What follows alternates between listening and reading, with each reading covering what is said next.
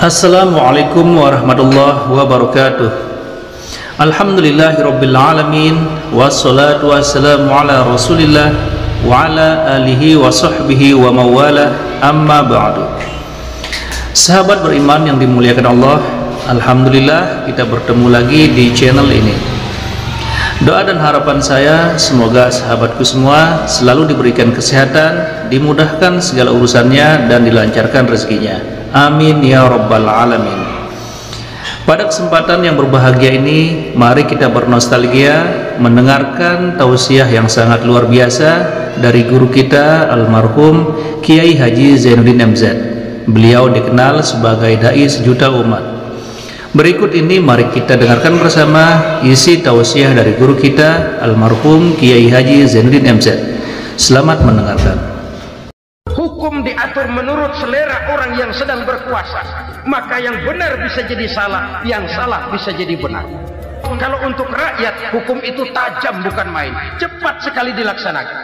Tapi giliran menengah ke atas yang gedean dikit berbuat salah, hukum tompul. Tapi ada orang-orang tertentu yang agunannya palsu, jaminannya palsu, bawa kata belece, bukan cuma miliaran, triliunan kredit bisa keluar. Terluka rasa keadilan, hilangnya kesempatan. Rakyat cuma dapat kesempitan, jarang dapat kesempatan.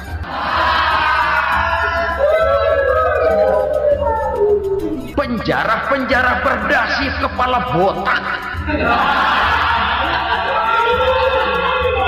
yang menguras uang rakyat habis-habisan, enak saja melenggang dalam kehidupan ini. Makin terluka rasa keadilan rakyat. Wa ma hakamu bighairi ma anzalallah illa fasyafihimul faqru.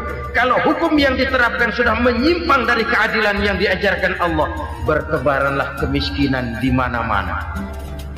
Assalamualaikum warahmatullahi wabarakatuh. Waalaikumsalam.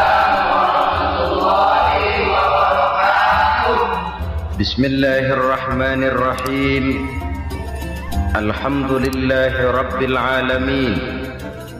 Wassalatu wassalamu ala asyrafil anbiya'i wal mursalin, sayyidina wa maulana Muhammadin wa ala alihi wa sahbihi ajma'in, amma ba'd. Saudara-saudara kaum muslimin rahimakumullah, sebagai bangsa kita tengah menghadapi berbagai bencana, baik di bidang ekonomi maupun di bidang politik. Adalah potret kehidupan sehari-hari. Kita menyaksikan peristiwa-peristiwa yang memilukan dan memalukan. PHK terjadi di mana-mana, pengangguran meningkat, harga-harga membumbung tinggi, daya beli rakyat semakin lemah. Sementara di bidang politik, kejadian-kejadian memberikan indikasi bahwa persatuan dan kesatuan kita sebagai bangsa dewasa ini tengah berada dalam ujian yang berat. Pada jumpa kita kali ini, tanpa bermaksud untuk mencari kambing hitam dari bencana yang kita hadapi, saya ingin menyampaikan sebuah hadis yang diriwayatkan oleh Imam At-Tabarani dari Ibnu Abbas bahwa Rasulullah sallallahu alaihi wasallam bersabda, khamsun bi khamsin. Ada 5 perkara yang dapat menimbulkan 5 macam bencana. Mari kita renungi hadis ini satu demi satu sebagai bahan introspeksi buat kita semua dalam menghadapi bencana yang tengah berlaku sekarang ini. Yang pertama, manaqasa qaumul ahda illa sullita alaihim aduwwuhum. Apabila suatu kaum sudah mengingkari janjinya, maka mereka pun akan dikuasai oleh musuh-musuh mereka. Sederhana saja nampak kalimat dalam hadis ini. Apabila orang sudah mengingkari janji, mereka akan dikuasai oleh musuh-musuh mereka sendiri. Dan musuh kita yang paling utama saat ini adalah kemiskinan dan kebodohan. Kenapa itu terjadi? Karena kita mengingkari janji kita sendiri. Di saat awal-awal berdirinya Orde Baru, kita pernah berjanji untuk melaksanakan Pancasila dan Undang-Undang Dasar 45 secara murni dan konsekuen. Kita berjanji bahwa kita akan menegakkan pemerintah yang bersih dan berwibawa. Itu semua pada permulaannya. Waktu demi waktu berjalan, kita lupa dengan janji yang kita ucapkan itu. Ketuhanan yang Maha Esa kita ucapkan, tapi kesetanan yang luar biasa yang kita lakukan. Kemanusiaan yang adil dan beradab yang kita dengungkan, tetapi kemanusiaan zalim dan biadab yang kita praktekkan. Sederhana saja saudara, hampir setiap pejabat pada posisi-posisi kunci, di awal-awal ia memangku jabatan itu, biasanya ia mengucapkan sumpah dengan lafaz demi Allah, bahwa dalam melaksanakan jabatan ini saya tidak akan menerima hadiah atau pemberian dalam bentuk apapun. Itu pada permulaannya. Lama-lama rupanya hadiah itu asik juga, mulai diterima. Lama-lama dirasa kurang, mulai menagih. Dan akhirnya terjadilah praktek yang disebut suap menyuap, semir menyemir, dan lain sebagainya. Kalau ini sudah menjadi kenyataan, bagaimana kita mau menegakkan pemerintah yang bersih dan berwibawa? Undang-Undang Dasar 45 menyatakan bahwa bumi, air, dan seluruh kekayaan negara dikelola oleh negara bagi sebesar-besar kemakmuran rakyat. Yang terjadi adalah bahwa kita merasa mewakili rakyat untuk menikmati harta dan kekayaan negara, sehingga rakyat banyak tidak bisa ikut menikmatinya. Menumpuklah harta itu sehingga terjadilah pepatah, gunung ditimbun, sumur digali. Yang kaya semakin kaya, yang miskin semakin terpuruk. Kita ingkar dengan janji yang kita ucapkan di awal-awal kita bergerak. Kita ingkar dengan janji pada saat kita mengatakannya dengan menyebut nama Allah, dengan mempertaruhkan nama Tuhan, sehingga pada akhirnya jabatan pun mengalami tender. Sudah menjadi rahasia umum, orang mau jadi lurah mesti mengeluarkan uang, mau jadi camat mesti mengeluarkan uang, mau jadi wali kota, bupati, bahkan gubernur, itu ada pasarannya. Secara logika, kalau orang memperoleh satu jabatan karena banyak mengeluarkan uang, tentu pada saat ia mengeluarkan uang, ia sudah punya pemikiran, modal pasti pulang, modal pasti kembali. Kalau orang memperoleh suatu jabatan karena banyak mengeluarkan uang, maka langkah pertama yang dia lakukan setelah memangku jabatan itu ialah bagaimana uang bisa kembali, bagaimana modal bisa pulang. Kalau modal sudah pulang, pikiran berikutnya bagaimana supaya dapat untung. Lalu kapan mau bekerja untuk kepentingan rakyat? Itu nomor 18.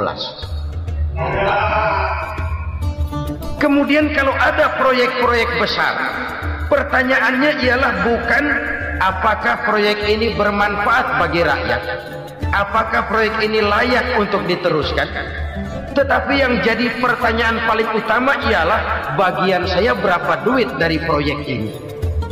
Kita bisa lihat proyek, mega proyek lahan 1 juta hektar di Kalimantan Tengah, triliunan rupiah, dan proyek itu gagal. SD Impres bulan ini diresmikan, bulan depan retak. Jembatan-jembatan bulan ini gunting pita, bulan depan runtuh. Kita ingkar dengan janji. Kita berkata kita bekerja untuk kepentingan rakyat, tapi kita tidak pernah mengenal rakyat itu. Apabila suatu kaum sudah mulai mengingkari janji, maka mereka akan dikuasai oleh musuh-musuh mereka. Akibatnya tersusunlah barisan-barisan sakit hati yang makin lama makin menjadi bola salju, menggelinding membesar, dan kemudian terjadilah hal-hal yang tidak kita inginkan lagi. Apabila suatu kaum sudah mengingkari janji, maka mereka akan dikuasai oleh musuh-musuh mereka. Ini penyebab bencana yang pertama. Kita tidak konsekuen. Tadinya kita dengan lantang teriak-teriak berantas korupsi, ganyang korupsi. Pada waktu kita belum mendapat kesempatan. Setelah kita naik punya kesempatan, rupanya korupsi enak juga dirasa. Terjadi pergeseran nilai, orang luntur kehilangan idealisme awal. Lalu untuk menghibur-hibur diri, menutup kesalahan, kita gunakanlah pepatah bahwa tidak ada gading yang tak retak, bahwa kita harus mikul dur mendem jeruk. Itu semua cuma sebagai dalih agar kesalahan kita tidak dibicarakan orang lain. Padahal kita sendiri yang mengingkari janji. Kita yang keluar dari komitmen awal kita. Kita berjanji melaksanakan Pancasila dan Undang-Undang Dasar 45 dengan murni dan konsekuen. Kita berjanji untuk menegakkan pemerintah yang bersih dan berwibawa. Namun dalam kenyataannya itu tidak kita laksanakan dengan sebagaimana mestinya. Kita bergeser, kita mengalami proses degradasi, peluncuran nilai, dan akhirnya terbentuklah barisan-barisan sakit hati yang semakin lama semakin membesar itu. Kita harus introspeksi. Memang kalau zaman sedang susah, biasanya kambing hitam laris, tukang kompor gentayangan. Itu dari dulu selalu mencari kambing hitam. Karena itu kita tidak bicara orang, kita tidak bicara siapa yang salah, kita bicara sistem, dan sistem itu bisa mengena siapa saja. Kalau orang sudah mulai mengingkari janji, bergeser dari komitmen awal, itu sudah mulai mengalami proses peluncuran, proses degradasi. Ini penyebab yang pertama. Kita tidak lagi konsekuen bahwa bumi, air, sumber daya alam adalah milik negara, dikuasai oleh negara, digunakan bagi sebesar-besar kemakmuran rakyat. Ternyata rakyat yang makmur itu tidak merupakan gambaran yang menyeluruh dari rakyat kita. Undang-undang dasar kita menganut ekonomi kekeluargaan, tapi yang kita praktekkan adalah ekonomi keluarga. Kalau bukan keluarga nggak dapat proyek, kalau bukan keluarga nggak dapat macam-macam. Kekeluargaan kita rubah menjadi keluarga, timbullah penyakit nepotisme. Kita bergeser, kita ingkari janji, dan kita anggap kita atasnamakan rakyat. Rakyat cuma sekedar jadi adres, rakyat cuma sekedar jadi alamat, tetapi kehidupan mereka tidak banyak berubah dan tidak banyak terangkat. Kaum muslimin rahimakumullah, ini penyakit yang pertama, penyebab bencana yang pertama. Yang kedua kata Nabi, wa ma hakamu bighairi ma anzalallah. Apabila hukum yang diterapkan sudah tidak lagi bersumber dari hukum Allah, illa fasha fihimul faqr, maka akan bertebaranlah kemiskinan di mana-mana. Ini artinya apa? Apabila hukum tinggal sebuah stempel, apabila hukum sudah diatur menurut kepentingan, apabila hukum sudah tidak lagi ditegakkan secara adil, maka kemiskinan merambah di mana-mana. Hukum diatur menurut selera orang yang sedang berkuasa, maka yang benar bisa jadi salah, yang salah bisa jadi benar. Hukum dalam kenyataan hidup berlaku seperti pisau. Pisau itu kan saudara lihat, yang namanya pisau dimanapun itu tajamnya ke bawah, ke atas tumpul. Kalau hukum itu, kalau untuk rakyat, hukum itu tajam bukan main, cepat sekali dilaksanakan. Tapi giliran menengah ke atas, yang gedean dikit berbuat salah, hukum tumpul. Hukum pura-pura tidak dengar, akibatnya terluka rasa keadilan rakyat. Satu kasus rakyat diam, dua kasus rakyat diam, tiga kasus rakyat diam, kasus terakumulasi di hati rakyat. luka rasa keadilan, dan itu menjadi sumber bencana. Penjarahan kita tidak setuju itu, tapi kita harus melihat kausalnya. Itu kan tidak berdiri sendiri, itu kan karena terlukanya rasa keadilan rakyat melihat kesempatan ini tidak merata. Kalau rakyat ini yang ngajukan kredit ke bank, walaupun jumlahnya cuma jutaan, ratusan ribu, susahnya 17 setan. Tapi ada orang-orang tertentu yang agunannya palsu, jaminannya palsu, bawa kata belece, bukan cuma miliaran, triliunan kredit bisa keluar. Terluka rasa keadilan, hilangnya kesempatan. Rakyat cuma dapat kesempitan, jarang dapat kesempatan. Dari lukanya rasa keadilan ini, memang ya entah lipstick, entah basa-basi, dibentuklah tim ini, dibentuklah badan pengawas ini, dibentuklah tim ini. Kalau membentur tahu, hancur tahu. Tapi kalau tim yang dibentuk membentur karang, bukan karangnya yang hancur biasanya, timnya yang bubar. Kenapa? Yang dibentur batu karang yang sangat keras. Kita main-main dengan hukum, kita tidak konsekuen dengan hukum. Luka rasa keadilan, dan itu terakumulasi. Edi Tamsil, rakyat tahu, terakumulasi, menguap begitu saja. Kasus-kasus lain rakyat tahu, menguap begitu saja. Ketidakadilan, ketidakadilan, ketidakadilan terakumulasi, mengendap di hati rakyat, menunggu ledakan. Pada saat sumbu meledak, rakyat tidak bisa dibendung lagi. Oke, kita tidak setuju dengan penjarahan, tapi jangan melihat itu sebagai peristiwa yang berdiri sendiri. Kenapa itu terjadi? Kausalnya kenapa? Oke, kita tidak setuju memang, tapi yang dijarah oleh rakyat kan memang cuma untuk perut. Yang dijarahkan beras, yang dijarahkan televisi, yang dijarahkan kulkas yang masih bisa dihitung, yang memang real untuk kebutuhan rakyat. Penjara-penjara berdasi kepala botak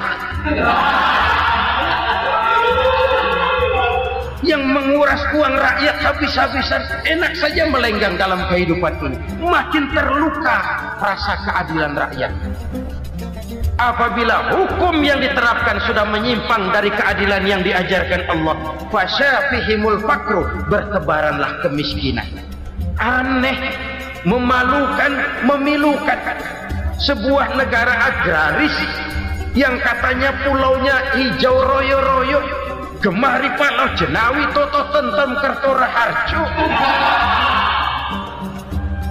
yang tahun 93 pernah mendapat penghargaan dari FAO, Badan Pangan Sedunia, sebagai negara yang berhasil dalam swasembada pangan. Sekarang ini kita terpaksa betul beli beras dari Vietnam, beli beras ke Kamboja, beli kedelai dari Kamboja. Kenapa? Lahan sawah kita habis ditanami pabrik. Teknologi kita, teknologi loncatan yang non-applied, tidak terpakai oleh kita. Lantas lahan yang tidak bisa kita tanami, kita paksakan lahan-lahan gambut menjadi tanah pertanian yang subur dengan biaya triliunan, dan kita gagal. Kita cari jarum dan kapak hilang. Kita mau jadi negara industri dengan loncatan teknologi yang maju, kita lupakan pola pijak kita sebagai negara agraris, dan akhirnya kita kecolongan. Lihatlah dewasa ini, rakyat kita antri sembako di mana-mana. Di sebuah negara agraris, ketidakadilan melahirkan kemiskinan, kemiskinan moral dan kemiskinan material. Kemiskinan moral, rakyat nggak percaya lagi sama pejabat. Rakyat mengalami krisis figur. Orang, alah lu ngomong dah sama ember.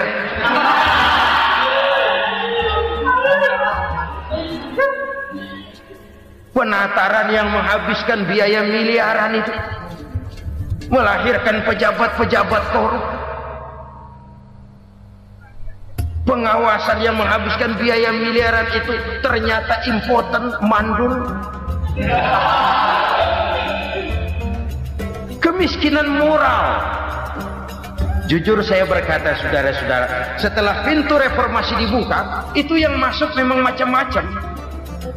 Ada yang memang punya tujuan murni, konsekuen dan punya konsep. Ada yang nunggu di tikungan, begitu mobil lewat nyamber pintu, berangkat ikut reformasi. Ada yang memanfaatkan momentum, mumpung untuk nyampein unek-unek, ngerti enggak, pokoknya ngomong. Sehingga keadaan semakin rancu, kebingungan semakin menjadi-jadi, masalah yang paling urgen tidak terselesaikan. Sekarang ini orang berpikir mendingan jadi pala ular daripada jadi buntut macan. Buntut macan memang hebat macan, tapi kalau buntutnya cuma ugel-ugel di belakang buat apa? Mendingan jadi pala ular kecil juga nyaplok. Artinya ya biar kecil juga kalau punya partai kan gagah. Lalu rame-rame bikin partai kayak bikin arisan.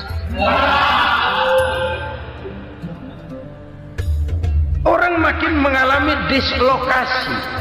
Semua mau jadi pahlawan, semua mau nomor satu, semua ngomong.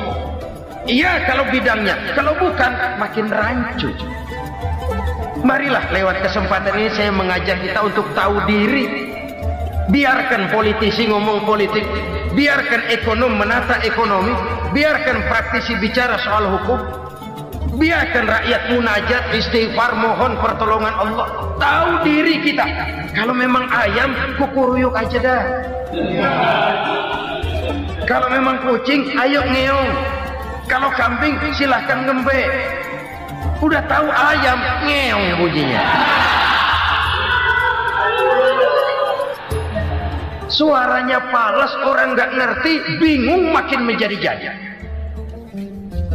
Ibarat kesebelasan sepak bola bangsa kita sekarang ini, rame-rame mau bikin gol, kiper ikut nyerang sekarang.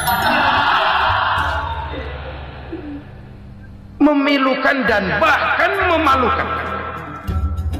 Wa ma hakamu bighairi ma anzalallah illa fasha fihimul faqru. Kalau hukum yang diterapkan sudah menyimpang dari keadilan yang diajarkan Allah, bertebaranlah kemiskinan di mana-mana. Coba sekarang ini, yang punya duit bingung, apalagi yang kagak punya duit. Yang pengusaha gede ngeluh, apalagi yang pengusaha pas-pasan. Yang kagak punya beras, yang punya beras saja masih bingung, apalagi yang nggak punya beras. Ini sudah demikian merata.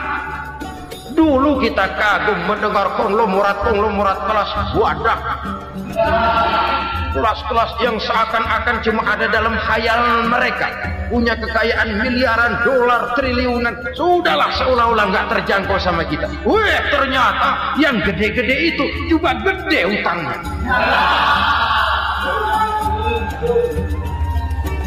Dan rontok satu demi satu. Ternyata rakyat selama ini cuma dialamatkan, cuma dijadikan adres. Rakyat yang tidak banyak ngerti persoalan ini harus menanggung hidup ini begini berat, harus menanggung beban hidup ini begini tinggi. Daya beli semakin lemah, semakin terpuruk dan terpuruk, sedang keadaan belum juga banyak berubah. Yang hutang sama luar negeri itu kan bukan rakyat kecil, Ciano. Yang banyak nyimpen dolar juga kan Ciano. Rakyat kecil bocah kampung mah jangankan nyimpen dolar, ngelihat juga tumben. Kemana kita mesti bercermin? Sekali lagi saya mengatakan maaf, kita tidak bermaksud mencari kambing hitam. Karena itu kita tidak bicara orang, kita bicara sistem, kita bicara keadaan.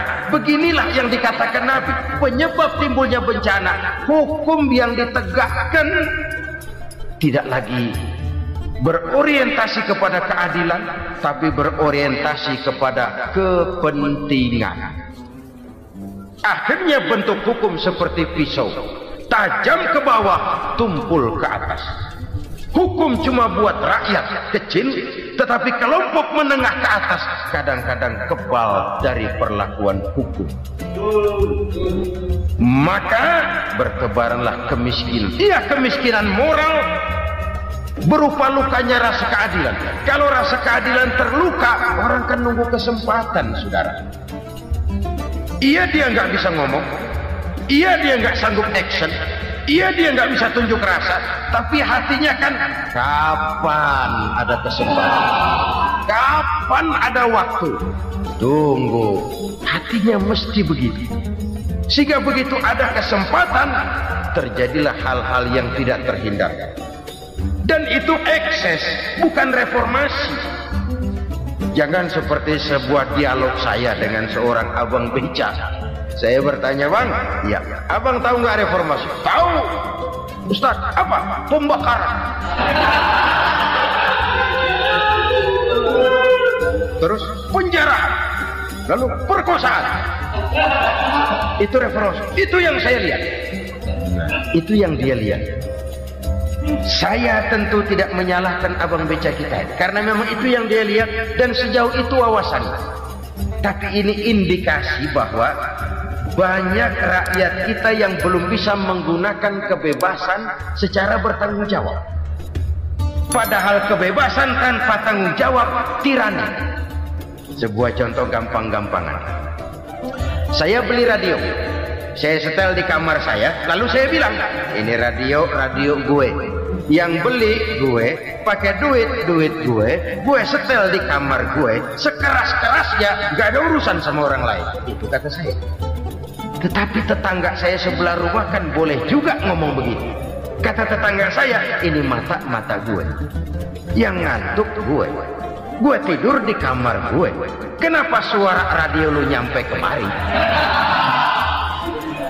Artinya apa ini? Kebebasan saya nyetel radio dibatasi oleh kebebasan tetangga saya yang mau tidur. Tidak ada kebebasan mutlak. Kebebasan mutlak tanpa tanggung jawab kembali akan melahirkan tirani, kembali akan melahirkan pemaksaan kehendak. Dan itu lagi-lagi bukan demokrasi. Saudara-saudara kaum muslimin rahimakumullah.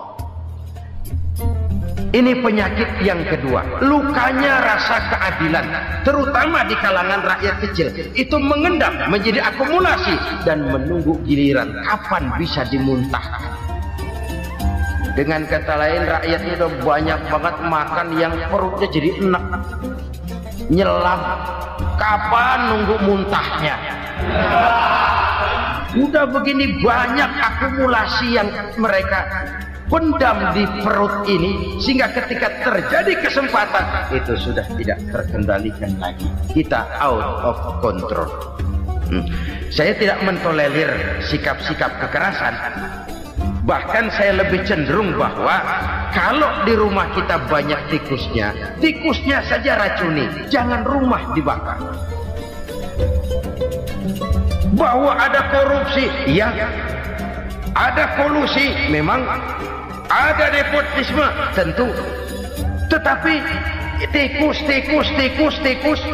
tikusnya saja racuni. Jangan rumah dibakar. Masa mau ngusir tikus bakar rumah? Tikusnya lari, tikusnya selamat, rumahnya ewes-ewes.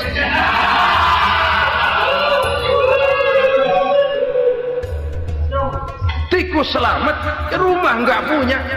Masalah nggak terselesaikan dengan sebagaimana yang kita harapkan. Kita sepakat ini negara hukum, dan di hadapan hukum semua manusia itu sama. Itu prinsip yang diajarkan Allah. Al-musawat bainan nas fi takalifil ahkam. Semua manusia sama dalam berhadapan dengan hukum Allah Subhanahu wa ta'ala. Kalau hukum sudah pandang bulu, itu jelas yang enak yang banyak bulunya. Siapa yang banyak bulunya? Monyet. Kalau hukum pandang bulu, monyet keenakan. Saudara-saudara kaum muslimin rahimakumullah, introspeksi. Mari kita bercermin bagaimana perjalanan hukum selama ini. Kalau introspeksi ini kita temukan, lalu ada upaya untuk memperbaiki diri. Jangan menggunakan tak ada gading yang tak retak, mikul duwur mendem jero untuk menutup-nutupi kesalahan orang. Padahal kesalahan itu sedemikian besar. Padahal rakyat kita tiap hari antri sembako. Ada yang sehari sekali makan, ada yang makan sudah bercampur tiwul, ada yang nasi sudah dicampur pisang, balik jadi orok lagi. Macam-macam upaya rakyat untuk menangsal perut ini. Lalu rakyat ditenang-tenangkan, lebih baik puasa Senin Kemis sambil menghadapi krisis ekonomi. Kenapa rakyat yang disuruh puasa? Kenapa bukan pejabatnya yang puasa lebih dulu untuk kemakmuran rakyat? Kalau rakyat yang memang perutnya udah gepeng disuruh puasa, makin krempeng perutnya. Artinya pejabat harus punya sense of politics. Ya, tidak ada. Puasa itu kan tidak cuma Senin Kemis saja. Puasa itu puasa perasaan, puasa menghargai perasaan yang sedang kondisi yang sedang dihadapi oleh rakyat. Bagaimana rakyat yang tengah antri sembako melihat pejabatnya lewat dengan mobil yang harganya sampai 1 miliar. Oh, inilah pemimpin saya. Luka lagi rasa keadilannya. Kita tidak tenggang rasa. Puasa dalam artian itu pun akan menolong menegakkan semangat kebersamaan, membentuk semangat kebersamaan. Saudara-saudara kaum muslimin rahimakumullah, penyebab bencana yang ketiga dikatakan oleh baginda Nabi, wala dhaharat fihimul fahishatu illa fasha fihimul maut. Apabila kekejian telah merajalela, maka maut bertebaran di mana-mana. Kita renungi butir kalimat dalam hadis ini. Apabila kekejian telah merajalela, maut bertebaran di mana-mana. Begitu murah arti sebuah kehidupan. Penjarahan untuk hal-hal yang kecil tapi sampai mengorbankan nyawa. Apabila kekejian sudah terjadi di mana-mana, maut pun bertebaran. Maut dalam arti berpisah ruh dengan jasad, tapi juga maut dalam arti orang bisa mati karirnya, orang bisa mati usahanya, orang bisa mati kesempatannya karena perbuatan-perbuatan keji yang selama ini tidak terbendung. Lahirlah teori mafia. Siapa yang kuat dia yang berkuasa, siapa yang lemah dia menjadi mangsa. Proyek-proyek besar yang menang tender itu ya dari itu ke itu saja. Yang pengusaha-pengusaha tidak punya koneksi, tidak bisa bayar komisi, dapat proyek tetelan. Ada dagingnya dikit, namanya juga tetelan. Dagingnya sudah habis disantap oleh meja. Sekian puluh meja dilalui, sekian puluh amplop dikeluarkan. Sehingga yang akhirnya ya tinggal tetelan itu tadi. Maka kualitas pekerjaan pun sudah bukan lagi jadi masalah. Demikianlah mafia-mafia ini bermunculan di mana-mana. Di pengadilan terkenal mafia pengadilan. Hukum bisa dibeli, hukum bisa dipesan menurut kebutuhan sponsor. Mafia peradilan, mafia politik, mafia ekonomi, bahkan mafia agama yang menggunakan agama sebagai kedok, menggunakan agama sebagai dalih, menggunakan agama sebagai topeng untuk melancarkan maksud-maksud politiknya pun tidak tertutup kemungkinan. Subhanallah, sangat luar biasa apa yang sudah disampaikan oleh guru kita almarhum Kiai Haji Zainuddin MZ. Sahabat beriman yang dimuliakan Allah, tetaplah di channel ini karena kajian ini belum selesai dan masih banyak lagi hal-hal menarik yang akan disampaikan oleh guru kita almarhum Kiai Haji Zainuddin MZ.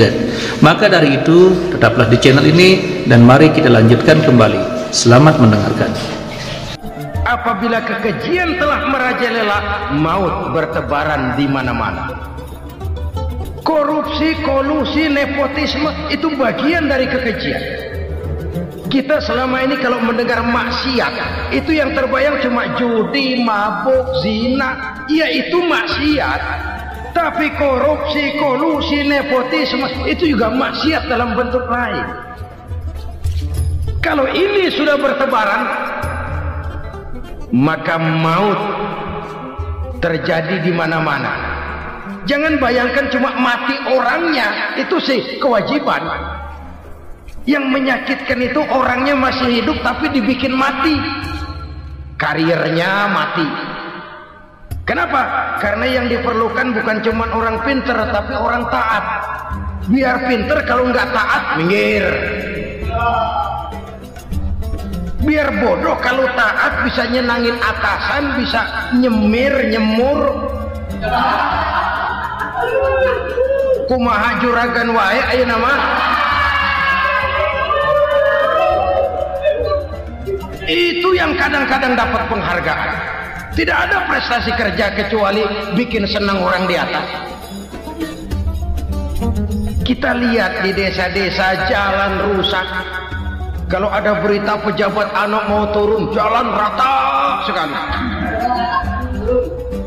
Sampai tanah dari mana aja dikeruk buat ngeratain tuh jalan. Pejabat pulang legok lagi jalanan. Katanya kita kerja buat rakyat, nyatanya kita cuma melayani atas. Kenapa? Terjadi lingkaran setan. Seperti kata lagu Dul Sumbang itu. Mahasiswa takut sama dosen, dosen takut sama dekan, dekan takut sama rektor, rektor takut sama menteri, menteri takut sama presiden, presiden takut sama mahasiswa. Lah muter balik lagi, lingkaran setan, lingkaran setan. Saudara-saudara kaum muslimin rahimakumullah, kekejian yang merajalela, praktek-praktek mafia yang tertuang dalam kehidupan sehari-hari menyebabkan orang mati karirnya, jasad masih hidup, karir mati, itu menyakitkan. Mati bisnisnya. Rakyat kecil pernah senang ketika cengkeh booming, harganya bagus, rakyat banyak yang pergi haji. Lalu mau ditata, lahir tata niaga cengkeh, malah amburadul. Harga cengkeh jatuh, petani cengkeh kecil menjerit. Siapa yang untung? Segelintir orang. Masihkah kita pakai atas nama rakyat untuk kepentingan nasional, padahal yang nyanyi cuma segelintir orang? Masihkah kita mau bohongi rakyat ini dengan mobil nasional tapi bikinan Korea? Masihkah kita mau bermain verbalisme, bermain kata? Ini sebuah masa lalu yang tidak perlu terulang lagi untuk masa-masa yang akan datang. Kekejian merajalela, orang mati karir, bisa mati usaha, mati bisnis. Usahanya maju, dirangkul, hancur. Usahanya maju, dipukul, hancur, tenggelam. Bahkan yang memilukan dan memalukan badan-badan usaha milik negara itu dikebiri sedemikian rupa sehingga tidak menghasilkan hal-hal yang bermanfaat buat negara. Saudara-saudara kaum muslimin rahimakumullah, kalau nafsu yang sudah mengatur itu semua, maka kekejian pun merajalela. Orang sudah pakai teori mafia, yang kuat dia yang menang, yang kuat dia yang berkuasa, yang lemah silakan minggir di sudut-sudut kehidupan. Kalau kekejian seperti ini merajalela, maut bertebaran di mana-mana. Banyak orang mati karirnya, banyak orang mati usahanya, banyak orang mati imajinasinya. Sekarang ini dalam dunia seni yang banyak karyawan seni, bukan seniman. Seniman itu kan dilahirkan, lain seniman, lain karyawan seni. Sekarang yang banyak karyawan seni, bukan seniman. Mati karir, mati imajinasi, mati improvisasi, sehingga kehidupan persis sinetron. Sinetron itu yang kita lihat rumah mewah, yang kita lihat rumah bagus. Gak pernah kita lihat di sinetron kita ini rakyat antri sembako. Kita dijejali hal-hal yang indah, yang wah, yang membuat kita tenggelam dalam gaya hidup instan, tenggelam dalam gaya hidup wah. Kita lupa dengan realitas keseharian di tengah-tengah masyarakat kita. Lahirlah kelompok-kelompok selebritis, dibesarkan oleh berbagai media. Selebritis film aja masuk koran, film.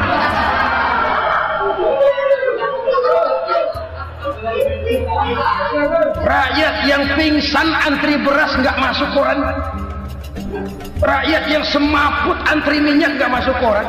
Selebritis panok masuk koran.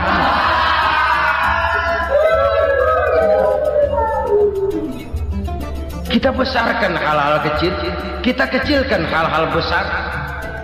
Kenapa? Kita mengejar oplah, kita profit oriented, tidak lagi berorientasi kepada realitas hidup yang kita hadapi ini. Kalau kekejian sudah merajalela, kata Nabi, maka maut bertebaran di mana-mana. Maut dalam artian maut, coba lihat sekarang begitu murah nyawa. Karena 1000 perak orang mau nusuk bunuh. Karena beras seliter orang khilaf. Begitu murah kehidupan.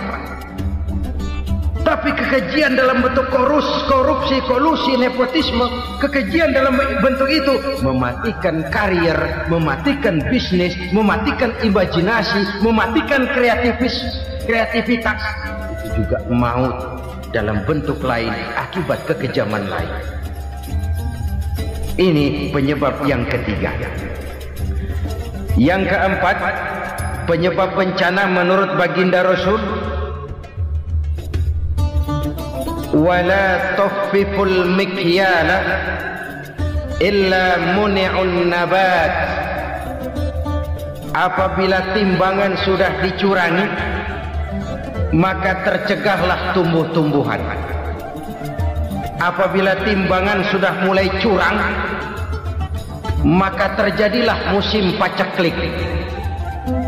Apabila bisnis sudah bergaya mafia tadi itu, kecurangan-kecurangan terjadi, tender di balik pintu, yang dimenangkan cuma kelompok-kelompok yang bisa memberikan presentasi yang besar, muni'un nabat, terjadilah paceklik. Paceklik, panen gagal, wereng, ya wereng, kemarau panjang, it's okay, air sulit, iya, tetapi kan semua itu ada yang ngatur. Kemarau ada yang ngatur, belalang itu ada yang ngatur, air itu juga ada yang ngatur. Yang ngatur itu yang serba maha. Kalau ia murka melihat kecurangan timbangan, Allah itu kalau murka kan gampang saja, tinggal komandoin balang, lang, hancurin pesawat. Konvoy belalang, konvoy. Allah tinggal ngutik angin El Nino, mampir lo ke Indonesia. Hujan nggak turun-turun, kemarau panjang. Jadi kalau musim kemarau kan namanya anginnya El Nino. Kalau musim hujan anginnya namanya La Nina. Cakep namanya, kejem orangnya. Saudara lihat Cina sekarang sedang kena La Nina, banjir besar, ribuan orang meninggal. Dia mah ribuan mati kagak berasa, rakyatnya miliaran. Bangladesh lagi ngalami La Nina, India lagi ngalami La Nina. Angin, hujan, kemarau, belalang, itu kan ada yang ngendaliin. Kuncinya bukan di belalangnya, kuncinya bukan di peredaran matahari berputar, kuncinya di atas yang mengatur semua itu. Kalau timbangan sudah mulai curang, pengusaha sudah nggak mau jujur, apa nggak bikin perut jadi mual? Begitu rakyat antri sembako pingsan nggak dapat beras, sementara beras ditumpuk-tumpuk sampai membusuk.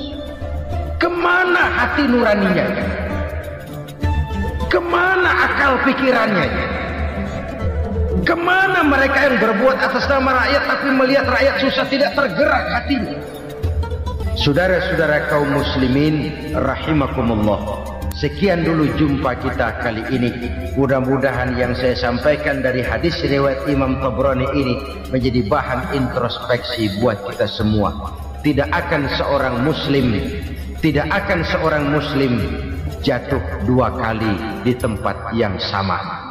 Semua merupakan pelajaran untuk kita jadikan introspeksi guna menata hari esok yang lebih baik daripada hari ini. Reformasi harus terus berlanjut, tidak bisa dan tidak perlu dikendalikan, tapi harus tetap dengan landasan akhlakul karimah sesuai. Alhamdulillahirabbil alamin. Demikianlah tausiah yang sangat luar biasa yang tentunya sangat bermanfaat untuk kita jadikan pelajaran dalam kehidupan kita sehari-hari. Sahabat beriman yang dimuliakan Allah, mari kita doakan guru kita, semoga beliau diampuni segala dosa-dosanya dan dilapangkan kuburnya. Dan buat sahabatku semua yang sudah setia menonton ceramah ini sampai selesai, saya ucapkan terima kasih banyak. Semoga Allah Subhanahu wa Ta'ala senantiasa selalu melimpahkan rahmat dan karunia-Nya kepada sahabatku semua, selalu diberikan kesehatan, dimudahkan segala urusannya, dan dilancarkan rezekinya. Amin ya rabbal alamin. Cukup sampai di sini dulu, sampai bertemu lagi di kajian-kajian berikutnya. Wabillahi taufiq wal hidayah, waridha wal hidayah. Wassalamualaikum warahmatullahi wabarakatuh.